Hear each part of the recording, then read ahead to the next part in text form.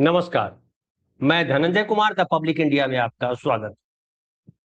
सोनम वांगचुक को अस्पताल ले जाकर अगर बीजेपी ने सोचा कि मामला सुलट गया, तो मामला सुलटा नहीं, बल्कि माना जा रहा है कि बीजेपी जाल में फंस गई है। हालांकि बीजेपी जाल में फंसती नहीं है। लंबे समय से हम जैसे पत्रकार भी और जो बीजेपी सरकार से निजात चाहते हैं, वो तमाम लोग उम्मीद कर रहे हैं कि बीजेपी फंस गई, बीजेपी फंस गई, लेकिन बीजेपी बच के निकल जाती है। लेकिन इस बार जो हुआ है, देखिए, मैं सीजीपी को लेकर के बहुत गंभीर नहीं रहा हूं, अभी भी बहुत गंभीर नहीं हूं।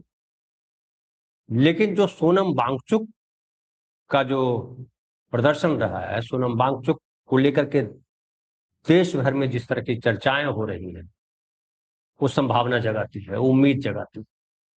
हालांकि मैं पहले भी बता चुका हूं कि सोनम वांगचुक का अब तक का मतलब, ये जो धरना प्रदर्शन अभी हुआ है, आमरण अनशन हुआ है, इसके पहले का जो सोनम वांगचुक का चेहरा रहा है, या कहिए उनकी राजनीतिक सोच रहा है उनका, उसमें बीजेपी कहीं नजदीक पड़ती है। और इसलिए जब कल भी मैंने बात की थी कि 370 जब हटाने की बात आई थी, तो सोनम वांगचुक बीजेपी के साथ खड़े थे। कई मुद्दों पर सोनम वांगचुक बीजेपी के साथ खड़े दिखाई पड़ते थे। सोनम वांगचुक, जब उन्होंने पूर्ण राज्य का दर्जा मांगा लद्दाख के लिए और नहीं मिला, तब बीजेपी के खिलाफ खड़े हुए। वो वहां प्रदर्शन किया, आमरण अनशन किया लद्दाख में भी। उसके बाद 170 दिन के लिए वो जेल में रहे, रासुका के तहत बंद किए गए। और अब यहाँ जंतर मंतर पर आमरण अनशन। ये जो अभी का जो कुछ समय का वक्त, उन्होंने बीजेपी के विरोध में खुद को खड़ा किया है। लेकिन जिस तरह से अन्ना आंदोलन के दौरान एक तरह से कहिए पब्लिक ठगी गई। संविधान जो है वो लोकतांत्रिक है। संविधान में धर्मनिरपेक्षता है, समता, स्वतंत्रता, समानता, बंधुत्व, व्यक्ति की गरिमा, इन तमाम बातों की चर्चा है। लेकिन बीजेपी ने इन तमाम तत्वों को धता बताया है। हालांकि नरेंद्र मोदी बड़ा मुखर रहे इमरजेंसी को लेकर के। इमरजेंसी को लेकर के हम लोगों ने भी विरोध किया, कांग्रेस के लोगों ने भी माफी मांगी कि इमरजेंसी नहीं लगानी चाहिए थी। लेकिन इमरजेंसी लगाने वाली जो इंदिरा गांधी हैं, इंदिरा गांधी ने भी जब सोनम वांगचुक के पिता 1982 में और 1984 में आमरण अनशन किया था, तो इंदिरा गांधी खुद प्रधानमंत्री होते हुए उनका आमरण अनशन तुड़वाने गई थी। मोदी जी अगर डेमोक्रेटिक हैं और इंदिरा गांधी की आलोचना करती हैं, तो उन्हें भी ये करना चाहिए था। सोनम वांगचुक का आमरण अनशन तुड़वाते, खुद आते, बात करते। प्रधानमंत्री ने बात नहीं की। प्रधानमंत्री किसी से बात नहीं करते हैं। कल भी हमने इस पर चर्चा की थी, इसलिए प्रधानमंत्री किसी से बात करते हैं या नहीं करते हैं, उस पर मैं आपका समय खराब नहीं करना चाहता। आप जानते हैं, 12 सालों से आपने देखा है। लेकिन सोनम वांगचुक जो बात कर रहे हैं, जो बात कह रहे हैं, वो बड़ी महत्वपूर्ण है। और मैं आपको पहले वो दिखाता हूं। देखिए, सोनम वांगचुक ने सोशल मीडिया जो एक्स है, उस पर मैसेज दिया है सफदरजंग अस्पताल से। देखिए, उन्होंने लिखा है, मैसेज फ्रॉम सोनम। 20 जुलाई के लिए मैसेज है ये। 20 जुलाई आज है, और आज आपको पता है कि जंतर मंतर से संसद भवन तक मार्च करने वाले लोग, और पूरे देश से लोग वहां पहुंच रहे हैं जंतर मंतर। ये खास बात है। हम उस पर बात करेंगे आगे क्या होगा, लेकिन पहले ये मैसेज पढ़ लेते हैं। उन्होंने मैसेज में लिखा है कि आजादी का दूसरा आंदोलन, भय मुक्त भारत, अन्याय मुक्त Bharat, freedom from justice like paper leaks, freedom from fear my illegal detention, India's second freedom movement march to the parliament. Please make it a big success. Sent through Gitanjali from my illegal detention at Safdarjung. ये उन्होंने जो है भेजा है। एक और है, वो भी दिखा दीजिए, गीतांजलि जी के लिए की तरफ से जो है। हाँ, ये देखिए, उन्होंने लिखा है कि 20 जुलाई आजादी का दूसरा आंदोलन, भय मुक्त भारत, अन्याय मुक्त Bharat, freedom from injustice, like जो हमने वहां पढ़ा वही है, from my illegal detention at Safdarjung अस्पताल, हटा लीजिए। तो ये जो है सोनम वांगचुक ने बाकायदा सबका आह्वान किया है। ये फोटो हटा लीजिए, बिल्कुल सही है। और देखिए परसों जो हुआ, सुबह सुबह कहा, अब मीडिया में आ गया है कि वो रात के 1:30 बजे ही आदेश आया था कि सोनम वांगचुक को वहां से हटाना है। और नए पुलिस कमिश्नर हुए हैं दिल्ली के, बदले गए हैं पुलिस कमिश्नर। कहा गया कि थाने में उसकी रिहर्सल हुई कि कैसे बिना फूल हिज्जत के, जो है हील हिज्जत के, कैसे सोनम वांगचुक को उठा के ले जाया जाए। और उसकी पूरी रिहर्सल की गई थी। और 7 बजे सुबह वो लोग पहुंचे, पुलिस के लोग शादी वर्दी में भी थे, और सीआरपीएफ के जवान थे और लोग थे। और उन लोगों ने सफेद चादर लाया हुआ था, और सफेद चादर से ढक करके सोनम वांगचुक को जबरन ले गए। कैसे ले गए? ताकि दिखाई न पड़े इसलिए। और उसके बाद हालांकि तब अभिजीत दीपके वहां नहीं थे, वो अपने मित्र के घर गए थे, बोला कि फ्रेश होने गए हुए हैं। खैर जो भी हो, और सोनम वांगचुक को सफदरजंग अस्पताल में भर्ती कर दिया गया। और हेल्थ बुलेटिन भी जारी हुआ। हालांकि उस हेल्थ बुलेटिन को लेकर के जो सोनम वांगचुक की पत्नी है गीतांजलि, उन्होंने आपत्ति जताई और कहा कि यह गलत है। और वो अब दिल्ली हाई कोर्ट में भी उन्होंने याचिका दायर की है कि उनके पति को सफदरजंग अस्पताल से किसी प्राइवेट अस्पताल में ले जाने की अनुमति दी जाए। सरकार को आदेश दिया जाए कि सफदरजंग अस्पताल से उनको ले जाने दिया जाए। देखिए जिस तरह से सरकार चल रही है, जो सरकार का रवैया है, उसमें संदेह लाजमी है। और खास करके गीतांजलि जो उनकी पत्नी है, वो सब झेल रही हैं लंबे समय से। 170 दिन सोनम वांगचुक जोधपुर जेल में रहे। अब लद्दाख में रहने वाला आदमी, माइनस टेम्परेचर में रहने वाला आदमी 40 डिग्री टेम्परेचर में रहेगा, उसकी क्या हालत होगी, कल्पना कर सकती हूँ। लेकिन सोनम वांगचुक है कि उनकी हिम्मत नहीं टूटी है, और उनकी हिम्मत को सैल्यूट करना पड़ेगा। अभी भी वो कह रहे हैं कि 20 मार्च को, 20 तारीख को, 20 जुलाई को वो संसद तक मार्च करेंगे। हालांकि पुलिस ने कहा है कि अब तक मुझे कोई हमें कोई उनकी तरफ से, कॉकरोच जनता पार्टी की तरफ से कोई आवेदन नहीं मिला उसके लिए। लेकिन आवेदन मिला भी तो पुलिस परमिशन नहीं देने जा रही है, ऐसा पुलिस ने कहा है। और दिल्ली पुलिस के वरिष्ठ पदाधिकारियों ने कहा कि सीजीपी को संसद तक मार्च की अनुमति नहीं दी जाएगी, क्योंकि इससे राजधानी के सबसे संवेदनशील सुरक्षा क्षेत्रों में कानून व्यवस्था बिगड़ सकती है। संसद की तरफ बढ़ने वाली कोई भी बड़ी भीड़ सार्वजनिक सुरक्षा के लिए खतरा पैदा कर सकती है, और लुटियंस दिल्ली यानी सेंट्रल दिल्ली में ट्रैफिक को बुरी तरह प्रभावित कर सकती है। उन्होंने यह भी कहा, साफ किया कि अगर प्रदर्शनकारियों ने सुरक्षा घेरा तोड़ने की कोशिश की तो उन्हें हिरासत में लिया जा सकता है। ये तो कल जो होने वाला है, क्षमा करेंगे, जो आज होने वाला है, जो जाने वाले हैं 20 तारीख, 20 जुलाई को संसद तक जो मार्च करने वाले हैं, उसका क्या रिजल्ट होगा, कैसे जाएंगे बिना परमिशन के, और क्या क्या होगा, वो देखने वाली बात है, वो देखा जाए। लेकिन एक बात तो दिख रही है कि जो सोनम वांगचुक को जब अस्पताल ले गए, पुलिस ले गई अस्पताल, तो पूरे देश में इसका विरोध हुआ और पूरे देश में प्रदर्शन चल रहा है। और कई लोगों को लग रहा है कि ये अलग, ये देखिए वो तो जंतर मंतर पे देखिए ये दिखा रहे हैं, वहां जो बैठे लोग हैं वो अलग अलग पोस्टर बैनर बना रहे हैं। ये दिखाइए, दूसरा भी दिखा दीजिए, तीसरा भी दिखा दीजिए। ब्लैक डे ऑफ डेमोक्रेसी लिख रहे हैं ये। देखिए डेमोक्रेसी का कस्टमर केयर कब खुलेगा, ये बड़ा अच्छा क्रिएटिव है, कस्टमर केयर की बात कर रहे हैं। और ये देखिए छाते पे पूरा ढेर सारे स्लोगन्स लिखे हुए हैं। उसके अलावा देखिए वहाँ आयशा के बच्चे, जो आयशा जो छात्र संगठन है वाम दल का, वो भी वहाँ पे धरना अनशन पर है। और खास करके नेहा बोरा को याद करना जरूरी है, उनके और साथी। उनकी तबीयत ज्यादा गड़बड़ है, लेकिन वो हटने को तैयार नहीं है। और हालांकि मैं देख रहा हूँ सोशल मीडिया पे कई लोग उनको गालियां भी दे रहे हैं कि क्या तमाशा कर रखा है। हमारे देश में नरेंद्र मोदी जी ने सबसे बड़ा जो काम किया है, एक बड़ी भीड़ खड़ी कर दी है गाली देने वालों की, मूर्ख लोगों की भीड़ खड़ी कर दी। उनको नहीं पता है, वो कह रहे हैं कि अरे तुम तो पास हो गए हो, तुमको क्या करना है, नीट के बच्चों के लिए आंदोलन कर रहे हैं। सोचिए, ऐसे लोग जो है वो कहते हैं मैं राष्ट्रभक्त हूँ।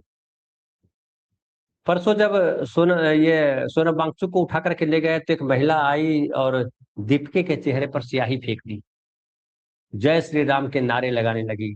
फिर बाद में पुलिस उसको पकड़ के ले जा रही थी तो पता चला कि उसको, वो कह रही थी कि बहुत मारा मुझे लोगों ने। अरे आप जो है गलत काम करोगे तो लोग क्या करेंगे, हालांकि जिसने मारपीट की, मारपीट नहीं की जानी चाहिए। लेकिन जिस तरीके का आक्रोश है, सरकार जिस तरीके का रवैया अख्तियार अख्तियार किए हुई है, वो दुर्भाग्यजनक है, विडंबनापूर्ण है, और लोकतंत्र के लिए बेहद खतरनाक। लोकतंत्र के हिमायती बनने वाले नरेंद्र मोदी लोकतंत्र को किस तरह से रौंद रहे हैं, कुचल नहीं रहे हैं, रौंद रहे हैं, वो देखा जा सकता है। अब आप जो पीस मार्च है, शांति से जो बैठे हैं लोग, आप उनसे भी बात नहीं करना चाहते हो। नक्सलाइट लोग जो है उनके साथ आप बंदूकों से निपट लिए, हालांकि वो भी गलत है, लेकिन चलिए ठीक है। लेकिन जो शांति से बैठे हैं, गांधीवादी तरीके से बैठे हैं, उनसे भी आप नहीं बात करेंगे तो किससे बात करेंगे। विडंबना यह है कि जो नरेंद्र मोदी और उनकी पूरी सरकार, उनकी पूरी पार्टी जिस संगठन से प्रेरणा लेती है, जिस संगठन से ऊर्जा लेती है, जिस संगठन की ताकत पर सत्ता में है, वो आरएसएस संगठन भारत की रजिस्टर्ड संस्था नहीं है। और उनको इस बात की कोई ग्लानि भी नहीं। वो कहते हैं आरएसएस को लोग जानते हैं, हमें रजिस्ट्रेशन कराने की आवश्यकता है। ये कैसी देशभक्ति, ये कैसा राष्ट्र प्रेम है कि आप राष्ट्र में हो और राष्ट्र के जो कायदे कानून है उसको नहीं मानोगे आप। 12 साल से आप सत्ता में हो, अगर कांग्रेस ने कोई कायदा कानून गलत बनाया था तो आप उसको खारिज करके नया कानून बना लेते। लेकिन देश की संस्था, रजिस्टर्ड संस्था होने में आपको ग्लानि फील हो रही है, ये दुर्भाग्य की बात है। लेकिन ये आरएसएस वाले चूंकि सत्ता में है, गटर मीडिया उनके हवाले है, उनके पैरों तले लेटी हुई है, तो वो जो बोलेंगे नैरेटिव बन जाएगा। हालांकि जंतर मंतर पर गटर मीडिया के, जो जिसको लोग गोदी मीडिया कहते हैं, मैं उसको गटर मीडिया कहता हूँ। गोदी मीडिया में गोदी का अपमान हो जाता है, गोद का अपमान है। गोद बड़ा पवित्र जगह है, माँ की गोद। लेकिन ये जो हम बच्चा जो है, जहाँ बच्चा सबसे ज्यादा खुशी महसूस करता है, वो माँ की गोद। लेकिन ये गटर मीडिया है, और इस गटर मीडिया का खूब विरोध किया लोगों ने, जंतर मंतर पर, लड़कों ने, यूथ ने। और लेकिन उनको शर्म नहीं आएगी। कल भी मैंने कहा था कि मीडिया का असली मकसद है वो आम आदमी की तरफ की आवाज बने, आम आदमी की तरफ से बोले, सरकार की आलोचना करे, सरकार को आम आदमी की बातें बताए। लेकिन ये जो गटर मीडिया है पिछले 12 साल से जो हम देख रहे हैं, ये नरेंद्र मोदी की बात लोगों को बताने के लिए जानी जाती है, कि इसकी पहचान यही है कि नरेंद्र मोदी क्या कर रहे हैं वो बढ़ा चढ़ा करके भांड की तरह बताएंगे। यही इनकी पहचान। नतीजा है कि इनका विरोध किया जा रहा है। ये पत्रकारिता का बेहद बुरा काल है। वो शुक्रिया अदा करना चाहिए यूट्यूब वालों का, हालांकि ये भी अमेरिका का है, अमेरिकन है। अमेरिका भी किस तरह से, अमेरिकी सरकार, ट्रम्प सरकार लोकतंत्र के साथ खड़ी है, वो आज दिखाई पड़ता है। किस तरह से मानवाधिकार के साथ खड़ा है अमेरिका, ये भी दिखाई पड़ता है। ईरान और अमेरिका वॉर जो है चल रहा है, आपको पता ही है। बहरहाल मैं हिंदुस्तान में ही बात करता हूँ, और जो हो रहा है, नरेंद्र मोदी सरकार अभी, कल क्या होगा, परसों क्या होगा, या जो 20 तारीख से जो चल रहा है, और पूरा सत्र जो है, सत्र में क्या होगा, तो 2-4 इसी सप्ताह पता चल जाएगा। क्योंकि सरकार की कोशिश है कि 2 बिल पास करा लिए जाए किसी भी तरह, साम दाम दंड भेद जैसे भी। और इसके लिए उन्होंने टीएमसी को भी तोड़ दिया। लेकिन शिवसेना को जो उद्धव ठाकरे की पार्टी है उसको वापस तोड़ा गया। 6 सांसद फिर शिंदे गुट में शामिल हो गए, 9 में से 6। इसके पहले विधायक और सांसद गए थे, वो तो याद ही है आपको। लेकिन अभी भी इतना सब करने के बाद भी एनडीए का आंकड़ा जो है 318 पहुंचा है, 2/3 बहुमत अभी भी इनके पास न लोकसभा में है, न राज्यसभा में है। और लोकसभा में अभी ये 42 वोट पीछे है। 540 सांसद हैं, 3 सीट जो है वो असम की नागांव पश्चिम बंगाल की बसीरहाट और मेघालय की शिलांग सीट अभी खाली है। 543 सीट है, और 543 के हिसाब से अगर देखिए तो 2/3 के आंकड़े यानी 360 होता है, और सभी 42 वोट पीछे है। राज्यसभा में 2/3 बहुमत से 11 वोट पीछे है। तो ये अभी इनका पूरा का पूरा ध्यान जो है वो इस बात पर है कि कैसे भी करके ये बिल पास करा लिया जाए। एक बिल है परिसीमन का बिल है, जिसकी वजह से वो रोक करके रखा हुआ उन्होंने, ये जो महिला आरक्षण बिल है वो। और दूसरा है वन नेशन वन इलेक्शन, जो नरेंद्र मोदी जी का सपना है, कर लो दुनिया मुट्ठी में। ये अंबानी साहब का सपना था, इनका सपना है कर लो भारत मुट्ठी में। लेकिन क्या भारत मुट्ठी में आ सकता है? भारत इतना छोटा है कि कोई मुट्ठी में रख ले? मुझे लगता है 80 साल आजादी को हो गए, और इससे 80 साल में आम लोगों ने आजादी का इतना आनंद ले लिया है कि वो किसी की मुट्ठी में कैद होने वाला नहीं। हालांकि धर्म के जंजाल में, धर्म के पाखंड में बहुतेरे लोग फंसे हुए हैं, लेकिन उनकी आस्था को जिस तरीके से बीजेपी ने अपनी सत्ता तक पहुंचने के लिए इस्तेमाल किया, उनकी आस्था के साथ खिलवाड़ किया। बहुत सारे लोग हैं जो बीजेपी से इस बात को लेकर के नाराज हैं कि आपने राम को भी नहीं छोड़ा, आपको भगवान को भी नहीं छोड़ा। और इसलिए अब देखिए, देहरादून में जो कार्यक्रम हुआ राहुल गांधी का, वो बड़ा सक्सेसफुल कार्यक्रम था। और मैं अभी सोशल मीडिया पे एक वीडियो देख रहा हूं जिसमें हीरो की तरह प्रेजेंट किया जा रहा है राहुल गांधी। और अभी जिस तरीके के हालात है देश भर में विपक्ष के दलों के, खासकर रीजनल पार्टियों के, कोई भी रीजनल पार्टी टूट जा रही है, उनके सांसद, उनके विधायक नरेंद्र मोदी के साथ खड़े हो जाते हैं अचानक। ऐसे में लोगों को उम्मीद है कि कांग्रेस पार्टी ही है जो चीजों को बदल सकती है और नरेंद्र मोदी की सरकार को सत्ता से बाहर कर सकती है। हालांकि अभी लोकसभा चुनाव में काफी वक्त है, लेकिन ये जो पेपर लीक का मामला है, ये केवल राजनीतिक मामला नहीं। पेपर लीक का मामला जो है बेहद संगीन मामला है, और ये देश के युवा वर्ग से जुड़ा हुआ है। 25 लाख बच्चे, 24 लाख बच्चों ने नीट का एग्जाम दिया, और ये आंकड़ा लगभग हर साल का है। और उन बच्चों के भविष्य से खिलवाड़ है अगर सही तरीके से आप एग्जाम नहीं करा पाते। अभी देखिए रिजल्ट आया है, रिजल्ट में भी कई गड़बड़ियां बताई जा रही है। एक लड़की का मैं वीडियो देख रहा था, कानपुर की लड़की है आर्या सिंह। उसको पहले 607 नंबर मिले थे। उसने कहा कि उसने कॉपी मंगवाई, चेक की, तो उसको लगा कि कुछ गड़बड़ है। उसने फिर कहा कि इसको ठीक किया जाए। कई बार एक ही नंबर 2 जगह दिए गए, उसका फिर नंबर आया, 540 किया गया, और बाद में पता चला कि उसका नंबर 167 कर दिया गया। एक और व्यक्ति बता रहे थे कि उनके बेटे का नाम ही गलत लिख दिया गया है, अजीत सिंह नाम लिख दिया गया है, जबकि नाम कुछ और है। तो इस तरीके की गड़बड़ियां जो है क्यों हो रही? जाहिर है कॉम्पिटेंट लोग नहीं, या जो लोग हैं उन पर तरह तरह के दबाव। वो दबाव क्यों है? ये जो SIR होता है, या जो वोटिंग, जो वोटर लिस्ट में नाम डाला जाता है, इसमें भी यही, जो लोकल BLO है उन पर दबाव होता है, कलेक्टर का, SDO का। और वो दबाव इस कदर हो जाता है कि वो दबाव में कुछ भी कर देते हैं। ये जो बड़े अफसर हैं, वो जो अनपढ़ मंत्री है उनका दबाव माथे पर लेते हैं, और वो अपना दबाव जो है छोटे कर्मचारियों पर डाल देते हैं। हमारे देश में लंबे समय से ये चल रहा है। लेकिन ये जो आंदोलन है, सोनम वांगचुक का आंदोलन, आप किसान आंदोलन याद कीजिए। किसान आंदोलन ने भी जो है, भले 750 लोगों ने, किसानों ने कुर्बानी दी, लेकिन नरेंद्र मोदी को समझ में आया और झुके नरेंद्र मोदी। किसानों को लेकर के जो बिल लेकर के, जो कानून जो पास कराया था, उसे वापस किया। अब सबको लग रहा है कि क्या धर्मेंद्र प्रधान इस्तीफा देंगे? मुझे लगता है धर्मेंद्र प्रधान के इस्तीफा देने से कुछ बदलने वाला नहीं। धर्मेंद्र प्रधान को बदल भी सकते हैं नरेंद्र मोदी, बलि ले सकते हैं। जब उनको लगेगा कि किसी की बलि लेने से हमारी जान बच सकती है, तो बलि लेने में हिचकेंगे नहीं।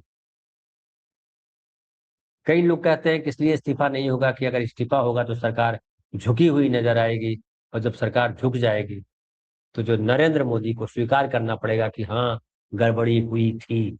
उनको नहीं स्वीकारना है गड़बड़ी हुई, उनको नहीं स्वीकारना है कि मंदिर की चोरी में बड़े लोग शामिल हैं। उनको सिर्फ इतना कहना है कि सारी गड़बड़ियां जो हुई कांग्रेस के रिजीम में हुई, लेकिन अब आम आदमी जो है वो जान रहा है, समझ रहा है। और एक देखिए, हमारे देश के आम आदमी में एक खास बात, वो अंधविश्वास भी करता है, अंधविश्वासी भी है, वो उड़ती हुई बातों को भी पकड़ लेता है। लेकिन एक बार जब उसको लग जाता है कि ये आदमी गड़बड़ है, तो फिर उसको सपने में भगवान भी आकर के उस आदमी के बारे में जो उसकी राय है आम आदमी की, वो बदल नहीं सकते। नरेंद्र मोदी को लेकर के आम लोगों में ये भाव अब खड़ा हो गया है कि ये झूठ बोलते हैं, ये मूर्ख बना रहे हैं पब्लिक, धर्म के नाम पर जो है ढोंग कर रहे हैं। आरएसएस को भी लपेटा है लोगों ने। हालांकि उनके बड़े पहुंचे हुए भक्त हैं, बड़ी संख्या में भक्त हैं, वो जंतर मंतर पर रोज दिखाई पड़ते हैं। तो जो महिला सियाही फेंक करके जय श्री राम कर रही थी, जो और कुणाल कामरा ने क्या बोल दिया वो बोल रहे थे कुछ लोग, वैसे लोग लगातार जा रहे हैं। लेकिन मुझे लगता है कि अब जो आम लोग हैं, जो किसी के भक्त नहीं है, जो संविधान को पहचानते हैं, जो लोकतंत्र को पहचानते हैं, जो व्यक्ति को पहचानते हैं, उनको समझ में आ गया है। इसलिए इस आंदोलन को, जो सोनम वांगचुक जो आमरण अनशन पे बैठे हुए हैं, इसको दबाना, इसका दमन करना बीजेपी को भारी पड़ेगा। फिलहाल इतना ही। बहुत बहुत धन्यवाद।